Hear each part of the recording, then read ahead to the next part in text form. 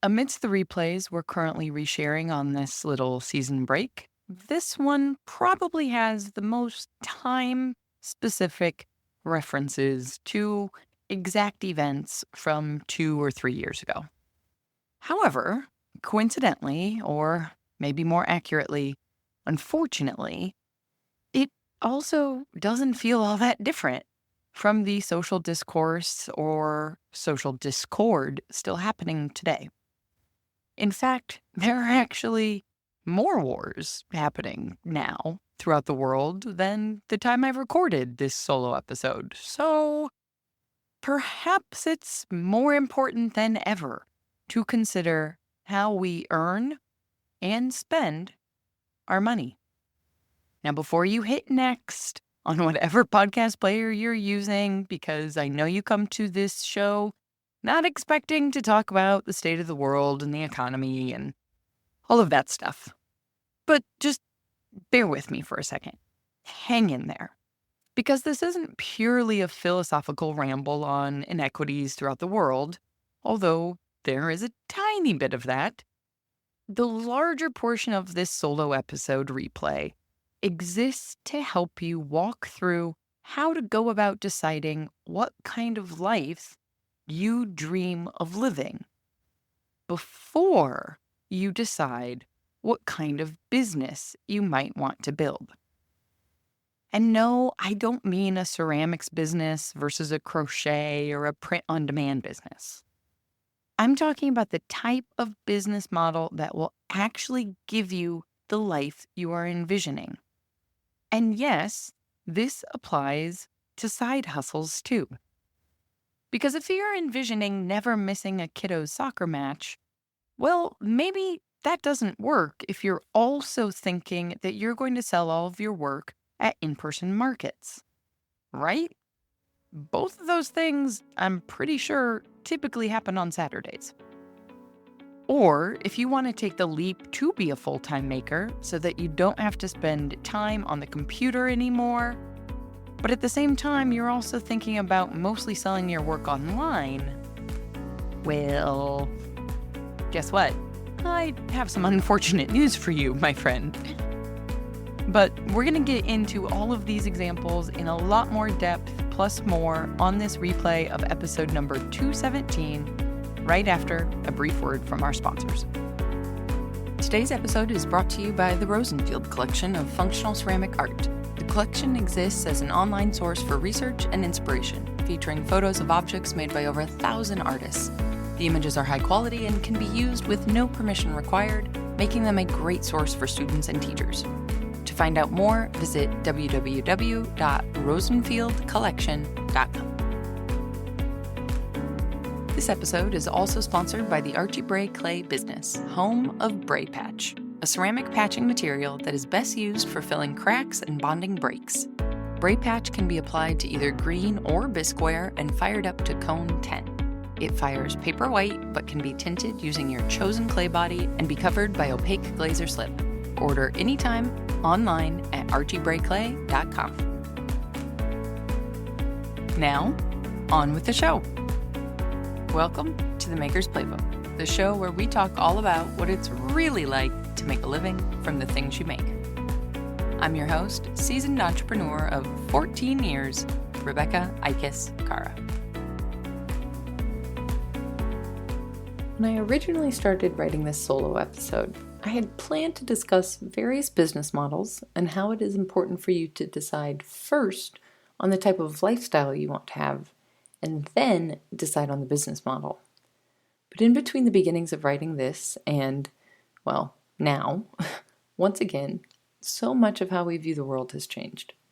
In trying to be active and informed citizens, just by opening our Instagram, we're bombarded with painful images of families fleeing from their homes to escape unspeakable atrocities.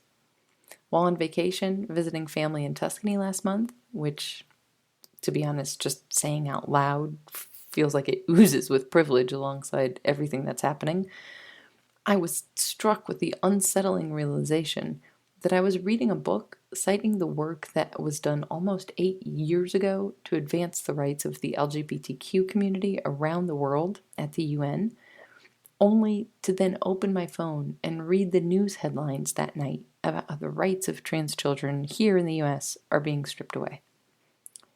It's a heavy time to process the state of the world. And while I don't think our brains were built to cope with this much information on a daily basis, I also don't want to ever consider the world where we aren't able to raise our voices in frustration and enact change faster thanks to how information now spreads. But this is not a news podcast, and it is not going to become a news podcast. So why do I mention it all? Especially when you were probably coming here to escape all that heaviness a little bit? Well, the way in which our businesses intersect and impact the world around us, both personally and on a larger scale, is exactly what this week's solo episode is going to be about. And if you're over there on the other side of the earbuds thinking, I don't have a business, Rebecca, I'm just a hobbyist who kind of maybe dreams about one day being able to sell my work. Well, my friend, trust me when I say this episode is still for you. So let's talk about it. This is the Maker's Playbook, the show all about what it's really like to make a living from the things you make. I'm your host, Rebecca Ikes-Kara.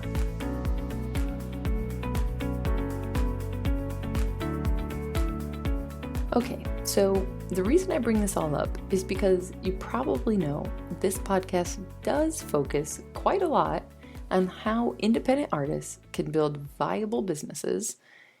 And since I've seen an exciting increase in our little slice of the internet audience, even just in the past couple of months, thanks in no small part to all of your wonderful support and your sharing of these episodes with your own maker friends, on your Instagrams, with your community studios. Thank you for sharing. So with all of that, it's widening our audience. I feel the need to make it clear a few things about my own businesses. Now, a quick side note. I'm not going to dive deep down the subject right now. So if you missed episode number 121, where I talk about how you should vet your sources for online education, after you finish this episode, I'd suggest going back and listening to that one. It's technically the 4th week of the photography extravaganza from last summer, so you'll get some bonus photo tips too. But in that episode, I talk about the importance of thinking critically about online education, particularly given the seemingly endless sources out there touting themselves as experts and educators on Instagram and YouTube and wherever else on the internet. But I digress. Just go listen to that episode after this one, and hopefully the connection will make sense. Back to the topic at hand. Why do I feel the need to clarify the core values I've built my own businesses on as this podcast grows?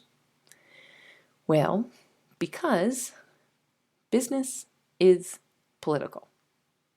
Now, that statement right there might have made some of you cringe. In fact, I bet I have some relatives listening that are cringing. Sorry, guys. Love you. You might have thought, no, Rebecca. I'm going to keep my personal opinions out of my business or out of my side hustle.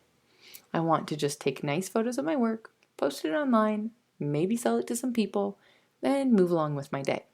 That's what I'm here for. That's why I'm listening. Don't start merging your political opinions with your photo tips. Well, here's the thing, my friends. When you buy something from someone, whether it be a small independent business like yours and mine, or a big box store like Amazon, you are making an exchange. You are giving someone else a certain dollar amount, and then that person is taking those dollars, or euros, or pounds, or whatever currency you work in. They're taking that money and choosing to do something with it. Maybe they're choosing to provide their employees with amazing family benefits, like a livable wage and the potential for childcare located at their facilities, as Alex Matisse of East Fork Pottery discussed back on episode 123. On the other hand, Maybe they're taking that money you gave them and working the loopholes of regulations to employ the gig economy of part-time workers with no rights to benefits and increasing their shareholders' already insane profits. You get my point. But let's consider this at a smaller scale for you and me, for all of the side hustlers out there. When someone buys your work from you, particularly for those who still have full-time jobs, and the sales that you make in your side hustle are sort of like quote unquote bonus money, right? You get to choose how to spend that money. Maybe you choose to use that money you earned to buy a book. Did you buy the book from a small local independent bookstore? Or did you buy it from Amazon? It seems like a trivial decision, but think about what a big difference it might be to work at a small local bookstore versus to run back and forth down the massive aisles of an Amazon fulfillment center. Now, I know I'm just throwing Amazon under the bus here, but it's an easy, internationally known brand, so you can use other business examples also. The point is, all of these purchasing decisions add up, and they add up in ways that give some people, like Amazon, a lot of power in influencing policy, politics, and a whole host of other things that directly impact our daily lives. If you don't believe me, a quick Google search of how small businesses impact their local economies should give you some pretty consistent results. You see what I'm getting at here? How you spend your money is one of the fastest ways to impact the state of the world. While we need to push for systemic change, and for those of us in countries that are able, be sure to get out and vote for representatives that are committed to those needed changes, I'm pretty sure no matter what country you live in, we all would agree that the speed at which politics changes is painfully slow.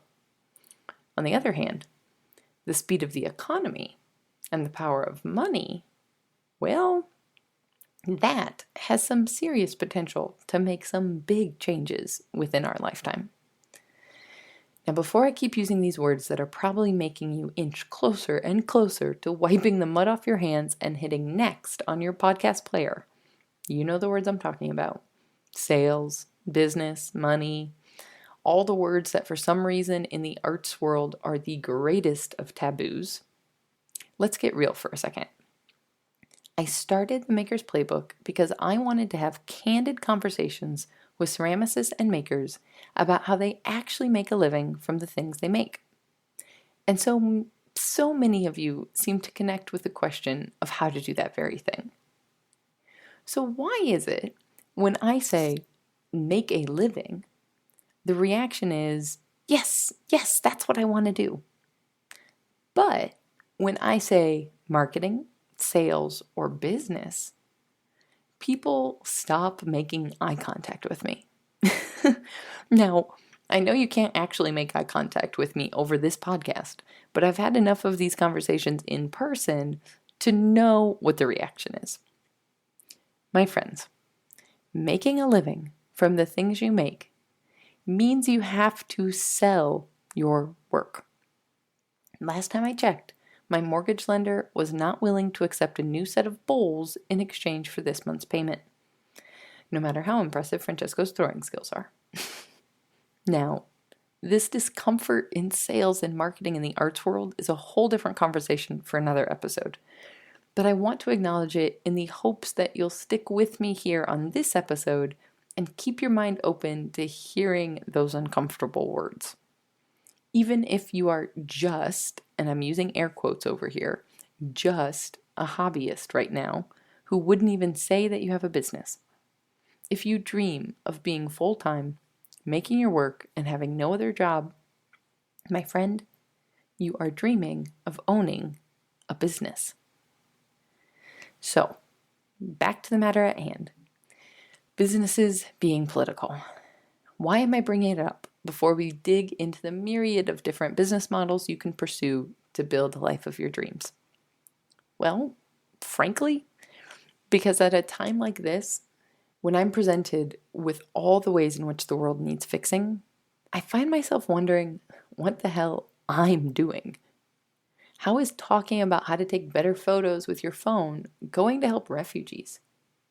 Why should I be promoting my free 3-step cheat sheet to taking better photos at a time when we should all be screaming from the rooftops about the blatant sexism and racism so clearly on display during a Supreme Court confirmation hearing here in the US?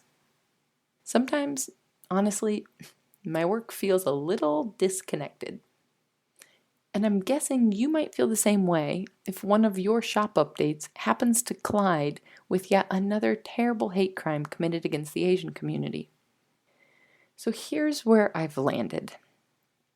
Economics, also known as money, is a faster way to bring about change in the world than politics. And when you have enough money to take care of yourself, when you can provide for a stable life and not have the mental burden of worrying about your basic needs or your family's safety, then you can have the freedom and flexibility to also help others in bigger ways. Combine that with the autonomy that is central to being self-employed, and well, now we've got a pretty powerful combination for change. And this is why, amidst the world feeling like it's never going to right itself, I'm still talking about helping other makers start and build life-giving, viable businesses. Let me give you a quick example. When I first started my photography business 11 years ago, I didn't take out any business loans. I worked 2 part-time jobs on top of starting my own business so that every dollar my business made, I could put back into the business to get it off the ground. My part-time jobs allowed me to pay my half of the rent and buy groceries and all the other basic stuff I needed. Doing this meant I often got up at about 4 o'clock in the morning to catch a bus to go downtown Chicago and work the opening shift at a local coffee shop. I'd work a 6-hour shift or so and be back at my computer in my apartment answering client emails early enough in the day for no one to ever realize I had another job. And then, in the late afternoon or evening, I'd head out to part-time job number 2 and nanny for families. It was a level of sleep deprivation only possible when you're 23 years old, and something that will probably still stress my mom out hearing the retelling of this story when she listens to this episode. But it got the business off the ground, and for that, I am grateful. What's this example have to do with changing the world, though? Well, because during that grueling first year, with that insane schedule, I wasn't contributing meaningfully to my communities. I didn't have the luxury or the flexibility to volunteer with organizations I believed in or donate to causes at a time of crisis. I realized all of this a few years later when I found myself volunteering for an entire day downtown in a building right across the street from that cafe. After I had finished volunteering, I walked into that cafe for a tea and I realized I would have never been able to participate in the meaningful work I had done if I was still undercharging for my photography services. Now, I know we all struggle with pricing our work and with accepting how much we really do have to charge in order to make a viable living. And that's a conversation for another day. But I bring it up because that day, which was about 6 years ago now, I turned a mental corner and finally understood that in order to actually do good things in the world and help others, I had to take care of myself first. Now, let's be clear. I'm not giving the Jeff Bezoses of the world a free pass here. There are some people with an access to obscene amounts of money in this world that is just not necessary and contributes to the vast disparity of the haves and the have-nots. But for us regular people, I want to encourage you and myself that we all need to earn as much money as we need and then a little bit more. Why? Because think about how amazing it would feel to donate a life-changing amount of money to your favorite nonprofit, exactly in the moment that they need it. Think of how amazing it must feel for FEE to tell their teachers they'll be making $66 an hour teaching at their community studio. Based upon the reactions I got from everyone online after Fee's story went live, which was just the last episode that we launched. If you missed it after this, go back and listen. Based on all those reactions that I was getting in my DMs on Instagram, I'd say that rate is more than any art instructor has ever dreamed of. And as Fee made clear, that only became possible once they first had a stable financial life themselves. Now, this brings up a few different topics, so I'm going to get back on track from where we originally started. The point of all of this is to say, I firmly believe the more independent small businesses there are in the world creating viable, life-giving work, the better the world will be. And that's why I'm here. I'm committed to teaching artists how to start and grow their own businesses because that's the skill set that I can bring to the world. And I'm saying it out loud, awkwardly, and frankly uncomfortably on this side of the podcast microphone, to remind myself that when I'm on Instagram stories encouraging all of you to pop your email into a form so you can snag our free 3-step cheat sheet on taking better photos faster, even with your phone. I'm not doing that so disconnected from the larger issues of our day. I'm doing it because of the larger issues of our day. I want thousands of makers to download our cheat sheet and start taking better photos of their work in order to sell more of their work online, in order to provide for their families, and in order to support their communities. And if they can sustainably support themselves, then in turn, they can support others. If they grow viable businesses, they can hire an employee. And because they know how broken the system is, they can provide that employee with flexible work hours that fit around the realities of their life and a livable wage with a safe work environment, respect, and dignity. Crazy concept, right? Or if the idea of having a team and employees is overwhelming, maybe the definition of your own successful, viable business model is simply the ability to take a Tuesday off, to take your kids to a peaceful protest, showing them the power of individuals gathering together and the importance of standing up to injustices in this world. Maybe it's just making a secure enough income for the first time to be able to choose to shop at your local small businesses, even if it costs a little bit more, instead of needing to shop at big box stores in order to safely pay the bills. Cue the segue. Because this is the part where we actually start digging into the variety of business models out there, as I mentioned at the start of this episode. Yes, I know you're all relieved. Thanks for sticking with me. So, the point of it all, we're going to keep talking about art and what we make and how we make a living from what we make.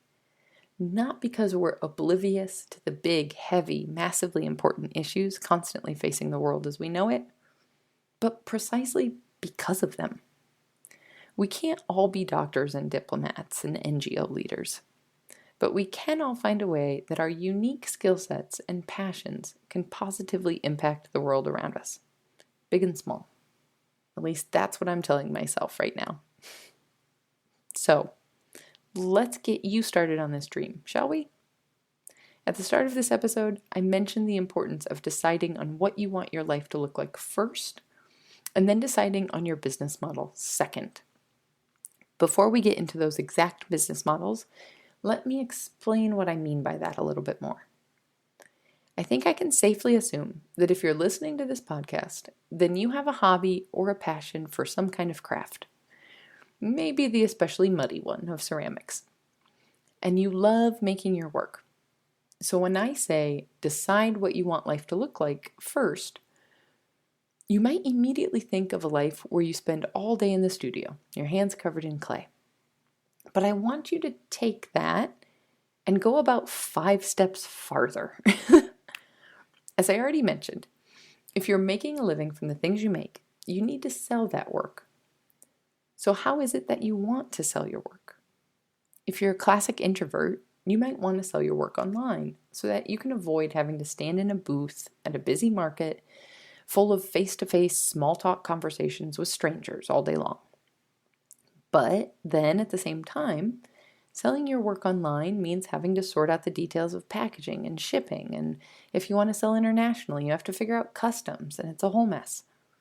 You thoroughly hate the idea of having to spend an entire day, if not two, in a sea of boxes and packaging material. Okay, so what business model is available to you then? The person who doesn't want to sell in person to loads of people at a local market or a festival, but also is not excited about the idea of selling online. Well, maybe you should consider something like wholesale relationships, where you can cultivate one-on-one relationships with shop owners.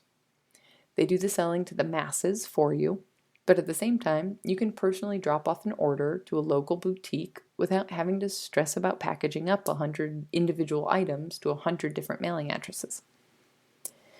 Now, I want to pause for a second and make something clear.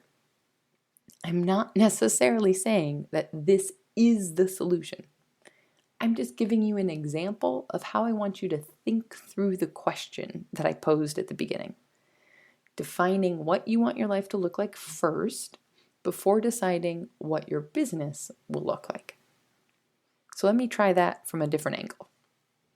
If you've been listening to the podcast, even for just an episode or two, then you probably know that my full-time job at this point is still my wedding photography business, while ceramics is my husband's profession and my personal side hobby that I dream of spending more time on, just like most of you.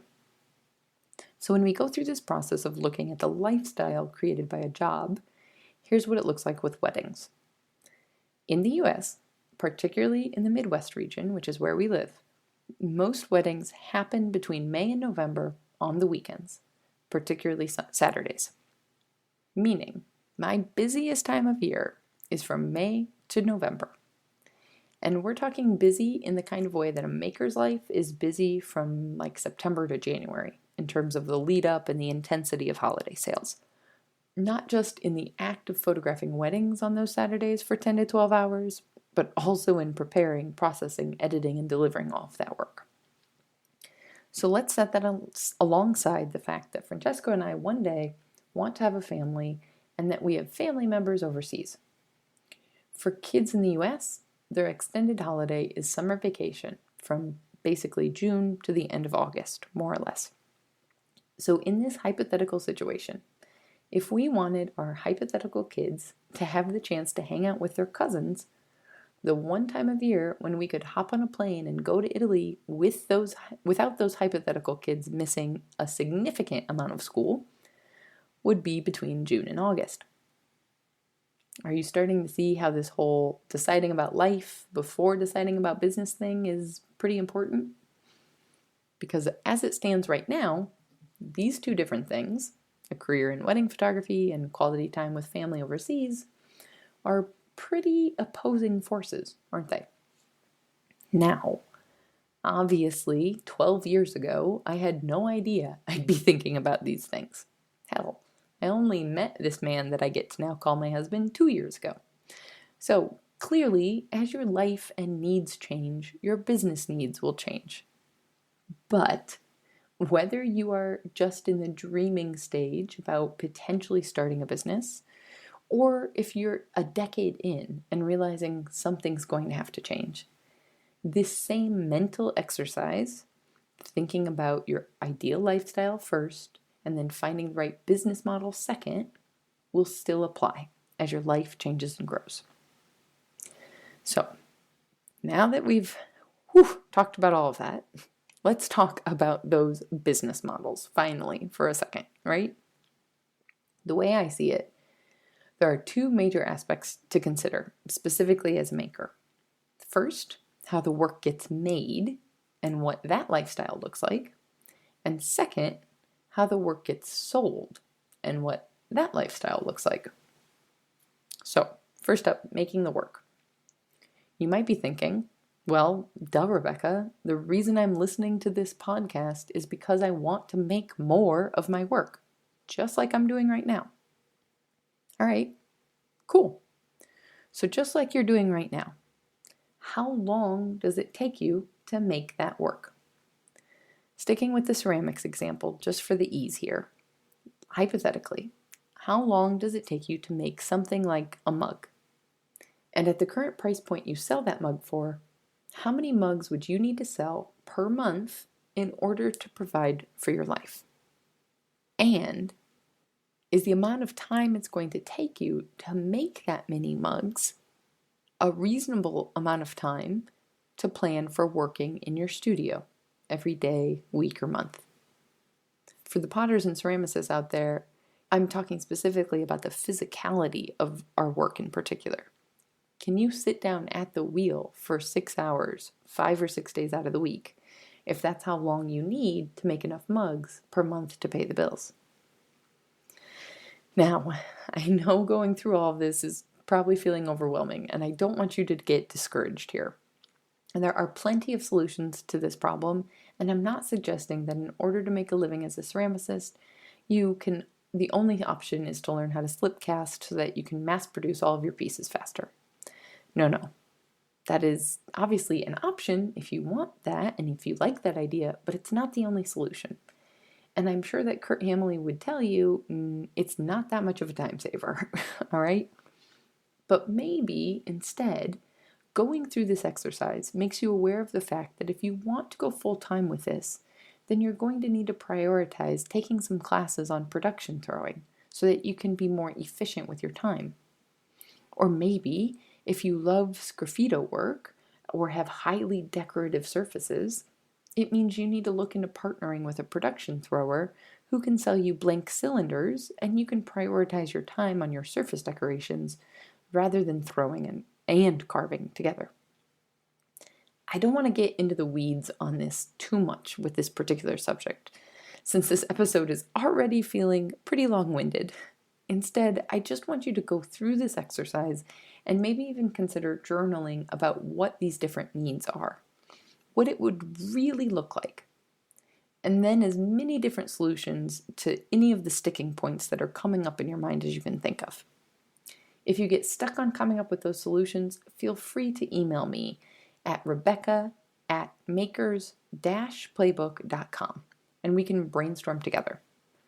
Because for the sake of not making this the most overwhelming podcast episode ever created, I'm going to move on to the different sales models available. All right, hang in there with me. So, selling your work. Here's the first few sales models that come to my mind. You can sell direct to the consumer, meaning you create your work and you sell it straight to the people that want to own it. This is typically the most obvious business model and the thing that appears to be the most prevalent on Instagram and online. And of course, there are a couple of different ways you can do this. You can sell online, like a platform like Etsy or your own website. And as we've already mentioned, and we all know too well, this involves plenty of shipping and packaging. And also, of course, there's the different realities between selling on Etsy versus selling on your own website. And for that discussion, you should dig back into the archives to episode number 107, where I discuss making decisions for ourselves and how to ask better questions online in order to actually help with all of those decisions, particularly the Etsy and website one. So, direct to consumer, that's the first business model. You can do it online. You can also obviously sell in person. The first option for this I think of is in-person art fairs, markets, or pop-up shops. This might mean that you need to live somewhere close to where your ideal audience lives, or where there are strong markets to be involved in.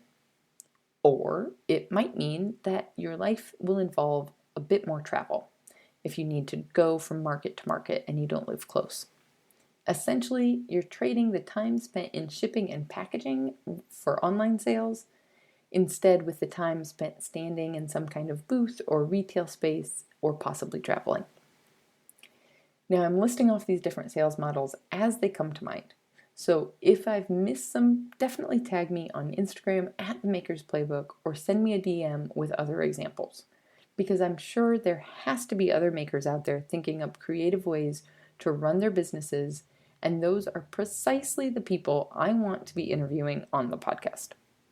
But for now, we'll leave sales model number 1, direct to consumer, with these 2 options: selling directly to the customers online or selling in person at markets or pop-up shops. Which brings us to sales model number 2, selling business to business, otherwise known as the dirty little word most makers hate, wholesale. Now, what's the reality of a wholesale business look like? Well, it could mean having one customer, like a local coffee shop, who buys 50 mugs. On the plus side, instead of packaging up 50 individual mugs to ship out to 50 individual different Etsy customers, you only have one customer you have to deal with, which also means not only do you have less packaging, you have one email thread to respond to. And you can load up all 50 of those pieces together and make one drop off to one location. Awesome. On the flip side, it typically means that the store you're selling to wants to be able to sell your work at a profit for their business as well, meaning they need to be able to buy it at a low enough rate to then mark up the price and sell it to their own customers. Hence, the sticking point for many makers, the idea of selling your work for quote unquote less, only to see it being sold at a higher rate. Maybe that price is worth it, not having to deal with the customer service issues. Maybe it's not. These are the things you have to decide on for yourself. We could also loosely lump selling your work through galleries into this category, since it involves you as the maker getting a portion of the price of the sale rather than the full amount, in exchange for someone else doing more of the sales and customer service work. Now, of course, there are a lot of other business models we could add to this list. Things like running community spaces for other makers in your field or teaching, but I specifically wanted to keep the guardrails of this conversation on business models that directly involve making and selling your work. And if you haven't noticed over the course of the last year of this podcast, I've been trying my best to feature as many diverse business models as possible. We've had makers who came up with their own solutions to direct consumer sales, like the front porch pop-up shops of Kate McElwee on episode 109, to a commissions-focused business-to-business sales model with David T. Kim on episode 204. If one of these business models has piqued your interest and you don't think you found an episode here on the podcast that discusses it, then send an email to podcast@makers-playbook.com and I will link you over to the right episode. Or, if an episode doesn't actually exist because I haven't found a maker with that business model yet, then you and I can brainstorm together and search for that maker so that I can interview them. Because here's the moral of this very long story. There are endless examples out there of how to make this work. For every person that says Etsy sucks, there's someone who's found massive success on the platform. For every traditional extrovert that loves standing at a stall in a festival or a market for an entire weekend, there's a maker who would rather spend 2 days surrounded by packaging materials and address labels in the privacy of their home after a big online sale. There's not a right or a wrong way. There's no better or worse. There are simply pros and cons of each business model that may or may not suit your life better. So bringing it all full circle here. That's why I started this out by saying you must decide on what you want your life to look like first, and then on the business model second. And as I hope you know by now, I'm only an email away to help with that business model, because I'm here to see the world become a better, more equitable place by empowering more small business owners. As I said at the start, while this episode originally aired over 2 years ago, there is still so much that holds true. And absolutely the thought process of deciding on life first and business second is the same process then and now that I use for myself, and now actually get the opportunity to help other makers inside of the community walk through as well. And by the way, a fun fact, when this episode originally aired, the community didn't even exist. I'm beyond excited that we actually have an online home now to have these conversations rather than just you listening to me tell you about hypothetically good ideas. We have such deeper conversations in the community than could ever be possible on an Instagram DM or even the one-on-one emails I was responding to before. Now, don't get me wrong, one-on-one is great, and you are more than welcome to pop into my inbox. hello@makers-playbook.com. But one thing I've noticed over these last couple of years, being in community with the members in the community, I cannot emphasize the power of group thinking, of group brainstorming, and group processing enough. We just get more perspective from each other with different life experiences, different places in the world, just different ways of thinking. But now I'm rambling once again about the community, so I digress.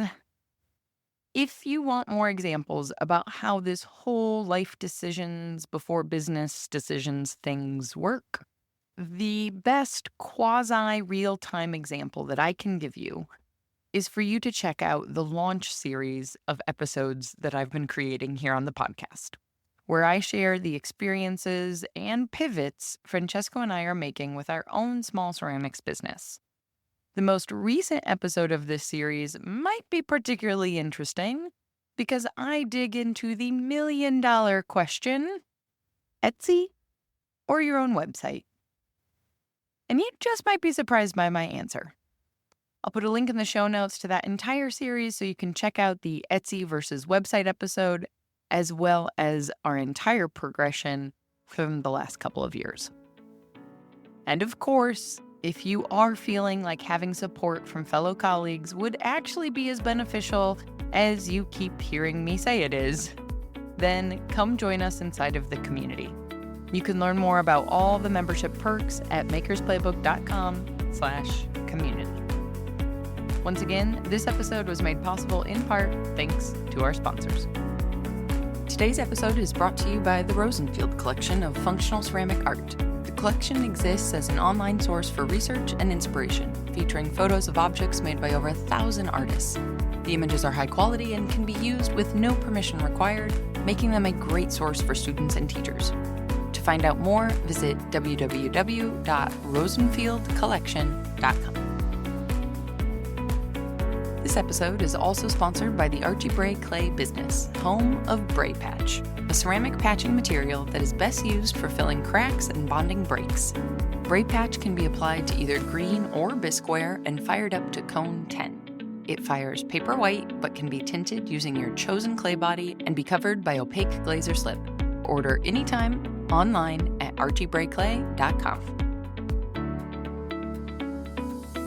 Audio post-production of this podcast is made possible by help from Christy Kotzvan, with promotional material assistance from Queenie Maliki. The Maker's Playbook podcast is recorded on the original homelands of the Potawatomi, Ho-Chunk, and Menominee people, where the people of Wisconsin's sovereign Anishinaabe, Ho-Chunk, Menominee, Oneida, and Mohican nations remain present. Until next time, my friends, go get back to making your dreams a reality. Because together, we've got this.